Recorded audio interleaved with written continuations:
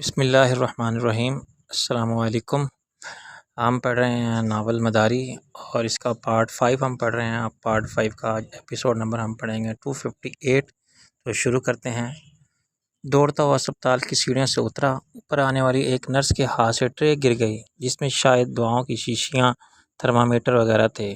ایک doctor type شخص نے رکھ کر مجھے حیرانی سے دیکھا۔ میں نے کسی کی طرف دیکھے بغیر مختصر سے حال کو عبور کیا اور گیٹ سے باہر نکل گیا۔ ایک گاڑی گیٹ سے اندر آ چکی تھی۔ ڈرائیور نے بریک نہ لگاتے ہوئے تو میں اس سے ٹکرا جاتا۔ سڑک پر ٹریفک کے سیل رواں میں رکشہ، موٹر سائیکل، کاریں، ویگنیں اور تانگے سبھی شامل تھے۔ میں نے اس جگہ کو دیکھا جو میرے کمرے کی کھڑکی کے عین نیچے تھی، لیکن پھول سڑک پر نہیں تھے۔ میرا خیال تھا کہ اتنی دیر میں گلدستے پر سے نہ جانے کتنی گاڑیوں کے پہیے گزر چکے ہوں گے اور کچلے ہوئے زخمی پھول وہاں کسی لاوارث پلے کی لاش کی طرح پڑے ہوں گے۔ مجھے زیادہ دیر حیران ہونے کا موقع نہیں ملا۔ میں نے سفید وردی والے ایک ڈرائیور کو گاڑی میں بیٹھتے دیکھا۔ وہ گاڑی اسپتال کی طرف سڑک کے کنارے کھڑی ہوئی تھی۔ پھر وہ گاڑی روانہ ہو گئی۔ وہ گاڑی مرحوم ہاشمی صاحب کی تھی۔ میں خود اس گاڑی میں شادوں کے ساتھ گھوم چکا تھا۔ میں نے دور جاتی ہوئی کار کے پیچھے حصے میں سیاہ بالوں والے ایک سر کی جھلک سی دیکھی۔ اچانک میرے جذبات کا دھاوا مخالف سمت میں پلٹ گیا۔ یوں جیسے آنکھیں بند کر کے دوڑنے والا شخص شیشے کی نظر نہ آنے والی دیوار سے ٹکرا کے واپس آئے۔ میں ایک دم ہوش میں آ گیا اور میں نے اپنے دل میں شادوں کے لیے بے پناہ بے حساب نفرت محسوس کی۔ وہ چلاک اور عیار اور مکار عورت میرے جذبات کے بارود میں چنگاری پھینک کر یہ دیکھنے آئی تھی کہ آج میں بھی اس کا نام میرے دل میں آتش شوق بھڑکتا ہے یا نہیں۔ وہ نیچے اپنے سوال کے جواب کا انتظار کر رہی تھی، حالانکہ سوال اس نے کیا ہی نہیں تھا۔ وہ آزمانا چاہتی تھی کہ کیا صرف تمہاری کا مطلب تھا آج بھی صرف تمہاری شادو۔ میں دیوانہ وار اس کے لیے آ سکتا ہوں یا نہیں، اس کے لیے اتنا ہی پاگل ہوں یا نہیں۔ اگر وہ خود وہاں ملتی، اکیلی، خوف اور امید کے ساتھ راستہ تکتی ہوئی تو شاید بات کچھ اور ہوتی، مگر سفید وردی والے ڈرائیور اور شاندار گاڑی کو دیکھ کے مجھے یوں لگا جیسے اس نے مجھے بیوقوف بنایا تھا۔ اب میں تماشا بنا کھڑا تھا اور آتے جاتے لوگوں کی نگاہوں میں میرے لیے تمسخر اور تزہیر کے جذبات تھے اور پرتحقیر ہنسی تھی۔ میں نے ان بچوں کو دیکھا تھا جو شرارت میں 100 کے نوٹ کو راستے پر ڈال دیتے تھے، اور جب کوئی راہگیر اسے اٹھانے کے لیے لپکتا تھا تو نظر نہ آنے والے دھاگے کو ایک دم کھینچ کے نوٹ کو اس کی دسترس سے دور کر دیتے تھے اور پھر خوب ہنستے تھے۔ خفت راہگیر انہیں کچھ نہیں کہہ سکتا تھا۔ رسوا تو اپنے لالچ کی وجہ سے ہوا تھا۔ اس وقت میری کیفیت اسی راہگیر جیسی تھی اور مجھ پر ہنسنے والا سارا زمانہ تھا۔ کیسا دوڑتا ہوا آیا تھا۔ میں خود اپنی نظر سے گر کے لوٹا تو مسحیر صوفے پر بیٹھی منہ بنا کر بیٹھی رو رہی تھی اور آنسو اس کی آنکھوں سے ٹپکتے جا رہے تھے۔ میں اس کے سامنے جا کے کھڑا ہو گیا، تب اس نے پلک نہیں جھپکائی۔ میں اس کے قدموں میں بیٹھ گیا۔ ماسی، مجھے معاف کر دو، میں پاگل ہو گیا تھا، میں نے تمہارا دل دکھایا، بہت بدبخت بیٹا ہوں میں تمہارا۔ اس نے آہستہ سے نفی میں سر ہلایا۔ نہ تو بدبخت ہے، نہ بیٹا ہے میرا۔ یہ تم کیا کہہ رہی ہو؟ کیا تم میری ماں نہیں ہو؟ نہیں، تیری ماں کی جگہ ہوں، میں ماں نہیں ہوں۔ جگہ خالی تھی، تو نے مجھے دے دی، جیسے وہ گھر خالی تھا تو رہنے کو دے دیا ترس کھا کے۔ خدا کے لیے ایسا مت کہو، میں نے کہا۔ اچھا، کیا احساس دلایا تو نے کہ تو بیٹے کی جگہ ہے؟ نہیں ہے، جیسے گھر سے نکال سکتا ہے ایسے ہی دل سے نکال سکتا ہے۔ اس شادوں نے برباد کر دیا تجھے، ذلیل کتے کی طرح۔ اس کی خاطر تو نے مجھے گالیاں دی، دھکے دیے۔ تیری ماں ہوتی تو ایسا کر سکتا تھا؟ میں نے کون سی برائی کی تھی تیرے ساتھ؟ وہ زاروں قطار رونے لگی۔ میں نے اس کے پاؤں کی جوتی ماسی ہیر کے ہاتھ میں دے کے سر جھکا دیا۔ لو، میرے سر پر مارو، اسی قابل ہوں میں۔ اس نے اپنا ہاتھ چھڑانے کی بہت کوشش کی، لیکن میں نے جوتی اسے ہی تھما کے اپنے ہاتھوں گرفت مضبوط کر دی تھی۔ چل دفعہ ہو، ڈرامہ مت کر۔ میں اٹھ کھڑا ہوا۔ اچھا، یہ ڈرامہ ہے؟ میں دکھاتا ہوں ابھی تجھے ڈرامہ کر کے۔ تو نے مجھے معاف نہ کیا مجھے تو میں اس کھڑکی سے باہر کود جاؤں گا۔ میں تیزی سے آگے بڑھا اور کھڑکی پر چڑھ گیا۔ میرا ارادہ ہرگز کودنے کا نہیں تھا۔ اگر میں ادھر سے کود جاتا تو شاید میری ٹانگ ٹوٹ جاتی۔ فرسٹ فلور سے کودنے والے کے مرنے کا تو سوال ہی پیدا نہیں ہوتا، مگر مجھے معلوم تھا کہ یہ ڈرامہ کامیاب ہوگا۔ ماسی مجھے معاف کرنے میں نخرے کر رہی تھی۔ وہ چاہتی تھی میں اور کچھ دیر اسے لٹکاؤں، اس کے سامنے ہاتھ جوڑوں، اس کی منت سماجت کروں اور معافی مانگوں۔ مجھے معاف نہ کرنا اس کے اختیار کی بات ہی کہاں تھی، مگر وہ اپنے غصے کا بھرپور اظہار کرنے کا حق بہرحال رکھتی تھی۔ جان دینے کی دھمکی میں ماسی کے لیے لیلۃ و لال گنجائش ہی نہ تھی۔ اس نے ایک دلجوش چیخ ماری اور میری طرف لپکی۔ ایک تو تھپڑ مار کے اس نے مجھے کھڑکی سے واپس کمرے میں گرا دیا۔ مت تنگ کر مجھے حرامی، مت چلا میری جان۔ مجھے گلے لگا کے رونے لگی۔ میں نے مسکرا کے کہا، اچھا پھر کہو کہ تم ناراض نہیں ہو مجھ سے، تم نے مجھے معاف کر دیا ہے۔ اس نے اپنے آنسو پونچھ لیے۔ ارے پگلا، میں بڑی مجبور ہوں، میری مجبوری کو سمجھ لے، اس مجبوری سے فائدہ مت اٹھا۔ اسی وقت بڑا ڈاکٹر اندر آ گیا، اس کے ساتھ ایک اور ڈاکٹر تھا اور ایک نرس تھی۔ کیا حال ہے مسٹر ناصر؟ میں نے کہا، یہ تو آپ مجھ سے بہتر جانتے ہوں گے۔ وہ ہنسا، مجھے معلوم ہے تم بھاگنا چاہتے ہو یہاں سے۔ اچھا، تمہاری وجہ سے یہاں بہت رونق لگی ہوئی تھی تمہارے دم سے، اب تم بالکل ٹھیک ہو، جانا چاہو تو جا سکتے ہو، رکنا چاہو تو تمہاری مرضی، تم ہمارے مہمان ہو۔ میں نے کہا، میرا بل؟ نو بل پلیز، سب تمہارے کارنامے کا اعتراف کر رہے ہیں، ہم اتنا بھی نہ کریں۔ آج تمہاری وجہ سے ہمارے ہاسپٹل کا ذکر بھی آیا اخباروں میں، یہ جی صاحب بھی یہاں آئے، شکر گزار تو ہمیں ہونا چاہیے تمہارا۔ سب وقت کی بات ہے، میں نے دل میں سوچا، ورنہ جب میں بشیر چودھری کے ساتھ آیا تھا تو مجھے اسپتال والوں نے اس قابل نہیں سمجھا تھا کہ میرے زخموں پر اسپرٹ بھی لگا دیں۔ لباس، صورت اور حلیے سے میں اس اسپتال کے علاج کرانے والے طبقہ خواص کا نمائندہ نہیں لگتا تھا، میں غریب آدمی نظر آتا تھا، اور جو غریب نظر آتا ہوا ہے اسے اندر کا نہیں باہر کا راستہ دکھانا چاہیے جو سرکاری اسپتال جاتا ہے۔ رخصت ہونے سے پہلے میں بشیر چودھری کو دیکھنے گیا۔ وہ ایک VIP روم میں تھا جہاں اسے گھر کی ہر سہولت میسر تھی۔ وہ سیدھا بیٹھا ٹی وی دیکھ رہا تھا اور کسی انشورنس کمپنی والے سے بات کر رہا تھا۔ وہ چاہتا تھا کہ گاڑی حادثاتی بیمہ کرنے والی کمپنی کا سرویئر 1 لاکھ کا نقصان دکھائے۔ سر جی، گاڑی کو تو کچھ بھی نہیں ہوا، پانی میں گرنے سے ذرا گندی ہو گئی ہے، سروس کرا دیں گے۔ اوے یار، سروس کیا میں خود نہیں کرا سکتا؟ دراصل مجھے اپنی دوسری گاڑی کا تھوڑا سا کام کرانا ہے، میری گھر والی نے ٹکریں مار مار کے اس کا حشر نشر کر دیا ہے۔ یہ تھوڑا سا کام کہاں ہوا سر جی، اس لیے تو کہہ رہا ہوں، 50,000 سے کام نہیں بنے گا۔ یار، گاڑی نہر میں گری تھی، تم رپورٹ دو کہ پل پر سے گری تھی، باقی بات میں خود کر لوں گا۔ گراج والوں سے کہو بل میری گاڑی کا بنائیں، کام میری دوسری گاڑی کا کریں، ان کو پیسے سے غرض ہے اور تمہاری جیب سے تو کچھ نہیں جا رہا، پھر تم کو کیا تکلیف ہے؟ تم اپنا فائدہ دیکھو یار، کمپنی کو دفع کرو، 10,000 تم بھی کما سکتے ہو۔ اس نے ایک افسردہ سی آ بھری۔ اچھا چودھری صاحب، آپ کا کام ہے، کرنا ہی پڑے گا، کوئی اور ہوتا تو صاف انکار کر دیتا۔ ایمان کی بات ہے سر جی، میں ایسے معاملے میں نہیں پڑتا، مجھے معلوم ہے بڑے بے ایماندار اور فرض شناس ہو تم میری طرح۔ بشیر چودھری نے ہنس کے کہا اور ہاتھ ملا کے رخصت کر دیا۔ میں نے کہا، چودھری صاحب مجھے تو چھٹی مل گئی ہے، آپ کی طبیعت کیسی ہے؟ چنگی بھلی ہے طبیعت، لیکن ڈاکٹر نہیں مانتے۔ میں نے کہا، آپ کی وسیم سے بات ہوئی، اس نے کچھ بتایا آپ کو؟ میں نے کہا تھا، چودھری صاحب سے کچھ مت چھپانا ورنہ مارے جاؤ گے۔ اس نے کچھ نہیں بتایا، تم بتاؤ۔ اس نے مجھے بیٹھنے کا اشارہ کیا۔ میں نے اسے مختصراً الفاظ میں سب بتا دیا، سوائے اس کے کہ میں نے وسیم کے $28,000 ضبط کر لیے، لیکن یہ ضرور بتا دیا کہ اس نے اپنا پرانا مکان مجھ سے واپس خرید لیا ہے اور 2-4 دن میں یہ مکان اس کے نام کرنے کی قانونی کارروائی بھی پوری ہو جائے گی۔ ابھی تو میں اس کو گھر سے باہر نہیں جانے دینا، اور کوئی ہوتا تو بند کرا دیتا حوالات میں یا جیل بھیج دیتا، لیکن بہن کا معاملہ ہے، سوچ رہا ہوں کہ ان کو کہیں سیر و تفریح کے بہانے یہاں سے دور بھیج دوں۔ میں نے کہا، یہ بہت اچھا آئیڈیا ہے، میرا تو اس معاملات سے کسی قسم کا کوئی تعلق نہیں تھا، اس معاملے میں خواہ مخواہ بھی ملوث ہوا، مگر آئندہ کے لیے میں نہیں چاہتا کبھی اس کے ساتھ میرا نام آئے۔ میں سمجھ گیا تم کیا کہنا چاہتے ہو، بشیر چودھری نے کہا۔ اول تو ایسی کوئی بات ہوگی ہی نہیں، ہو تو میرے پاس آ جانا، مجھے فون پر بتا دینا۔ ہاسپٹل کے ایک وارڈ بوائے نے اندر جھانک کے مجھے دیکھا۔ آپ یہاں ہیں، آپ کا فون تھا؟ فون ڈیوٹی روم میں تھا۔ میں بشیر چودھری سے ہاتھ ملا کے رخصت ہوا اور ڈیوٹی روم میں الگ رکھے ہوئے ریسیور کو اٹھا لیا۔ ہیلو، میں نے کہا۔ دوسری طرف سے کسی عورت نے کہا، تم ناصر بول رہے ہو؟ جی۔ میں اجنبی آواز پر غور کیا۔ بھائی پہلے تو حال سناؤ اپنا، ہر طرف سے صحیح سالم ٹھیک ہونا؟ وہ بولی، جی اللہ کا شکر ہے۔ تو پھر ابھی مبارکباد لو میری طرف سے، میں بہت سخت مصروف ہوں رات تک، ورنہ خود آتی۔ رات کو موقع ملا تو دوسری ملاقات بھی اسپتال میں ہوگی تم سے۔ میں نے کہا، جی میں تو گھر جا رہا ہوں، چھٹی ہو گئی میری۔ اچھا تو پھر دیکھو میں آؤں گی گھر۔ میں نے کہا، آپ ہیں کون؟ وہ ہنسی۔ آپ پوچھ رہے ہو؟ بھائی میں نیلم ہوں، پہلے تو کوئی فلم ہی نہیں دیکھی۔ اچھا تو پھر دیکھو میں آؤں گی گھر۔ میں نے کہا، آپ ہیں کون؟ وہ ہنسی۔ لو اب پوچھ رہے ہو؟ بھائی میں نیلم ہوں، پہلے تو کوئی فلم ہی نہیں دیکھی تھی تم نے۔ میں نے کہا، ابھی تک نہیں دیکھی، آپ کو دیکھ لیا ہے۔ وہ پھر ہنسی۔ کیا مطلب نکالوں آخر میں تمہاری بات؟ یعنی دوبارہ میری صورت نہیں دیکھنا چاہتے؟ بھائی اتنی صورت تو نہیں ہے میری۔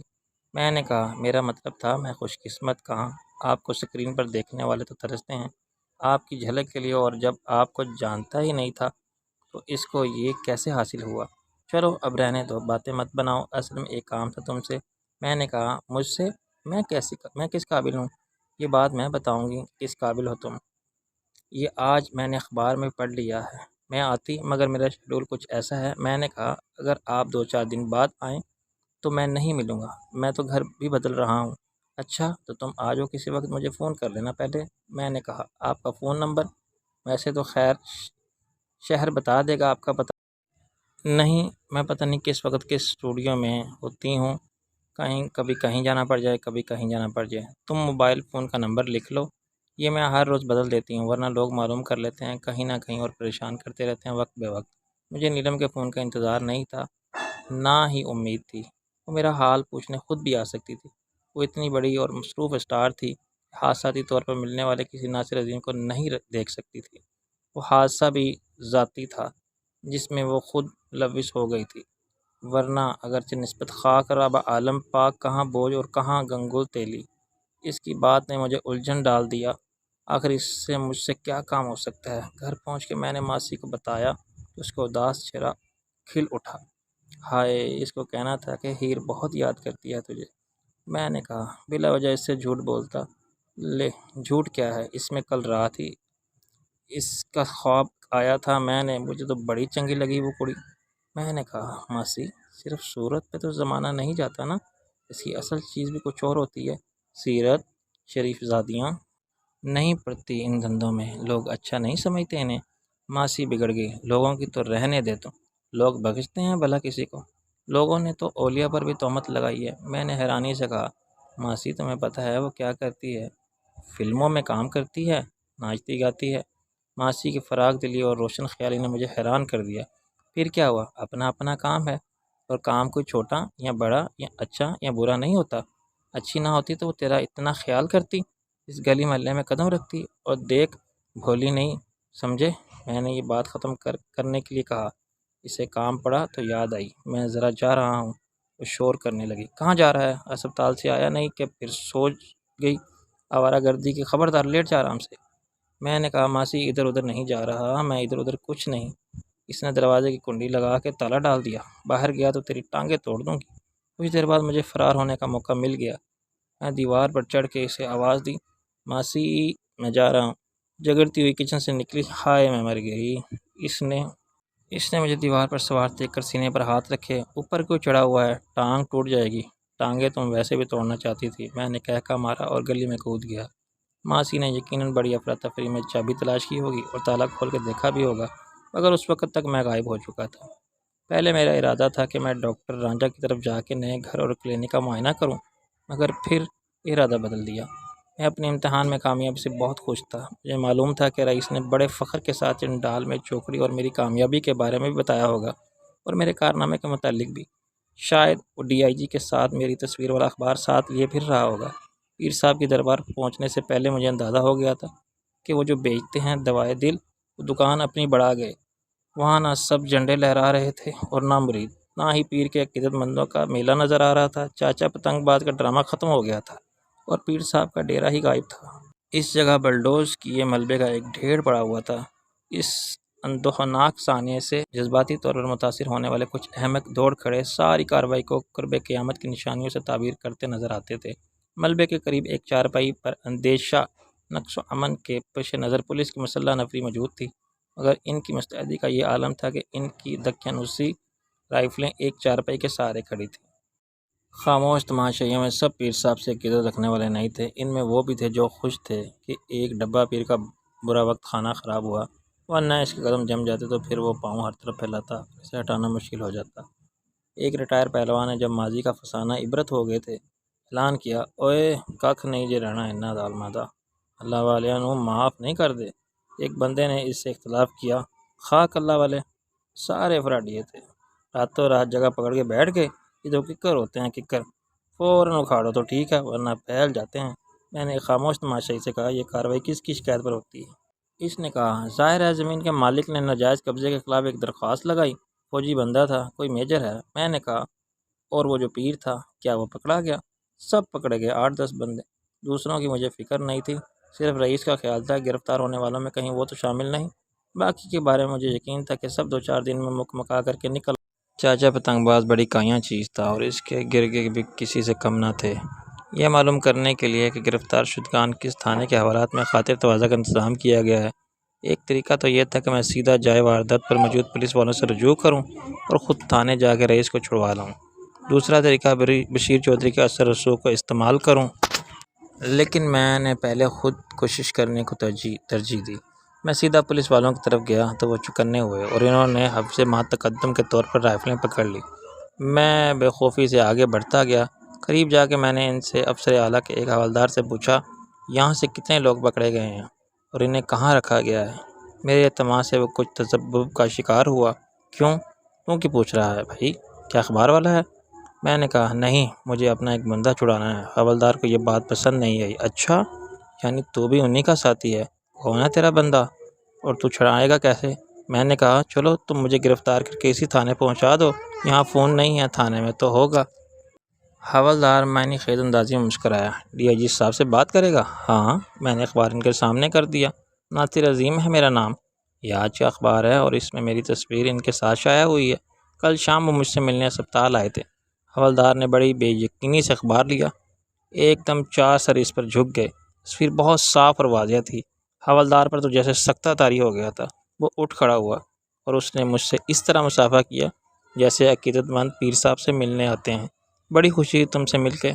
باری باری ماتحت نفری نے بھی میرا ہاتھ تھاما۔ اگر افسر اعلیٰ میرے ہاتھ چومتا تو وہ بھی میرے چومتے۔ پھر افسر اعلیٰ نے مجھے مطلع کیا کہ جائے وقوعہ سے 20 افراد حراست میں لیے گئے تھے۔ ان میں ایک پیر صاحب تھے، باقی کے ساتھ انہیں بھی ہتھکڑی لگانے کا تھانہ باغپار پورہ لے جایا گیا۔ انہیں کسی کا نام معلوم نہیں تھا۔ وہ وہاں مجسٹریٹ کے حکم سے بیٹھے تھے، کوئی ہنگامہ نہ ہو اور دوبارہ کوئی جگہ پر قابض ہونے کی کوشش نہ کرے۔ باغبان پورہ کے تھانے پہنچتے ہوئے مجھے شام ہو گئی تھی۔ وہاں حوالات میں چنڈال چوکڑی کے تمام معزز و احباب بڑے مزے سے دیوار کے ساتھ ٹیک لگائے بیٹھے پیر صاحب کا روحانیات پر صوفیانہ درس سن رہے تھے۔ ان کے خشوع و خضوع، چاچا پتنگ باز کی درویشانہ بے نیازی اور قناعت کا اندازہ دیکھ کے مجھے ہنسی بھی آئی اور حیرت بھی ہوئی۔ ایسا لگتا تھا جیسے وہ اس وقت بھی درگاہ میں بیٹھے ہیں۔ پولیس حوالات میں ہوں یا حالات معرفت میں، انہیں فرق نہیں پڑتا۔ چاچا پتنگ باز زبردست ایکٹر اور حرفوں کا بنا ہوا تھا۔ سارے زمانے کو چکر دینے والا اور دنیا کا ہر اچھا برا کام جاننے والا یہ بوڑھا اپنی ہمت اور ذہانت پہ ان جوانوں کے کان کترتا تھا جو اس کی بکواس سن رہے تھے۔ اس لیے وہ ان کا لیڈر بنا ہوا تھا کہ باقی اس سے جیسے چلاک نہیں تھے۔ چند منٹ میں حوالات کے باہر کھڑا چاچا پتنگ باز اخلاقی تعلیمات اور ارشادات عالیہ پر مبنی درس سنتا رہا، مگر اس نظر اٹھا کے مجھے نہیں دیکھا، یا دیکھا بھی تو نظر انداز کر دیا۔ وہ سمجھ گیا ہوگا کہ میں ان سب کے لیے خیر سے گالی کے جذبات رکھتا ہوں اور باہر رہ کے ان کی گلو خلاصی کا ثواب حاصل کرنے کے لیے بہت کچھ کر سکتا ہوں۔ مجھ سے اپنا اظہار مجھے اندر مدعو کرنے کے مترادف ہوتا۔ جانی، جن رئیس، جیرا بلیڈ اور بوبی سب آنکھیں بند کر کے جھوم رہے تھے اور بار بار سبحان اللہ یا حق ہو کا نعرہ لگاتے تھے۔ وہ یہ سب چاچا کی ہدایت کاری کا کمال تھا کہ دیگر لوگ جو درگاہ پر موجودگی کے جرم حقیقت میں پکڑے گئے تھے، متفکر ہونے کے باوجود خاموشی سے درس سن رہے تھے اور خود تھانے کی دہشت ناک اور آسیب زدہ محسوس ہونے والی فضا میں ایک پرتقدس روحانی ماحول پیدا ہو گیا تھا۔ پولیس کا جو سنتری حوالات کے باہر پہرے پر مامور تھا، وہ بھی اس فضا سے متاثر نظر آتا تھا اور تھانے کے عملہ پر جو عام طور پر استقبال بڑے جوش و خروش کے ساتھ اپنے مخصوص انداز میں منفرد گالیوں سے اور جوتا کاری سے کرتا ہے، ان کو اللہ کے خاص بندوں والا پروٹوکول دے رہا تھا۔ عام طور پر یہ معمولی تعلیم یافتہ لوگ ہوتے ہیں اور ان کی سوچ بھی انقلابی نہیں ہوتی، چنانچہ پیری فقیری کے معاملے میں وہ بھی عام لوگوں کی طرح لکیر کے فقیر ہوتے ہیں۔ افسران بالا کے حکم کی تعمیل میں تھانے کا عملہ اس کارروائی پر مجبور تھا، مگر خوش نہیں تھا۔ جیسا کہ مجھے بعد میں معلوم ہوا، درگاہ پر اچانک حملے کے وقت چاچا پتنگ باز نے بڑی حاضر دماغی سے کام لیتے ہوئے نہ مدافعت کی اور نہ ہی فرار ہونے کی کوشش کی۔ اس نے سب کو روک دیا تھا کہ کوئی نہ ہلے اپنی جگہ سے، یہ دنیا دار لوگ ہیں، ان کو یہ جگہ چاہیے، جگہ دے دو۔ آخر سب کے لیے وہی جگہ ہے، اللہ کی زمین پر اس کی مرضی سے رہیں گے وہ جہاں چاہیں۔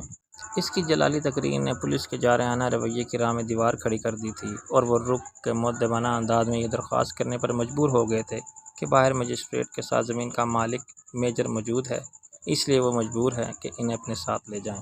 اور کسی گستاخی کے مرتکب ہونا نہیں چاہتے۔ یہ بات سن کے چاچا اٹھ کھڑا ہوا تھا۔ چلو رب کے حقیر بندو، اس جگہ سے اب دانا اٹھ گیا ہے، اوپر والے کا حکم ہے ہجرت کا۔ ہجرت پیارے نبی صلی اللہ علیہ وآلہ وسلم کی سنت ہے۔ سب چھوڑ دو، کیونکہ ساتھ کچھ نہیں جانا۔ سکندر گیا جب اس دنیا سے، اس کے دونوں ہاتھ خالی تھے۔ پلاٹ کے مالک نے بڑا شور مچایا کہ سب ڈرامے باز ہیں، پبلک کو بیوقوف بناتے ہیں، جوتے پڑنے چاہیے ایسے لوگوں کے سب کے سامنے۔ مگر خود مجسٹریٹ کا خیال تھا کہ ایسی بے ادبی سے محض اشتعال پھیلے گا۔ جو کام گڑ سے ہو جائے وہاں زہر دینے کی کیا ضرورت ہے۔ نتیجہ یہ کہ چاچا اللہ اللہ کرتا نکلا اور اس کے پیچھے باقی سب نکل آئے۔ چاچا کہتا تھا اللہ تو باقی لوگ بولتے تھے اللہ ہی اللہ۔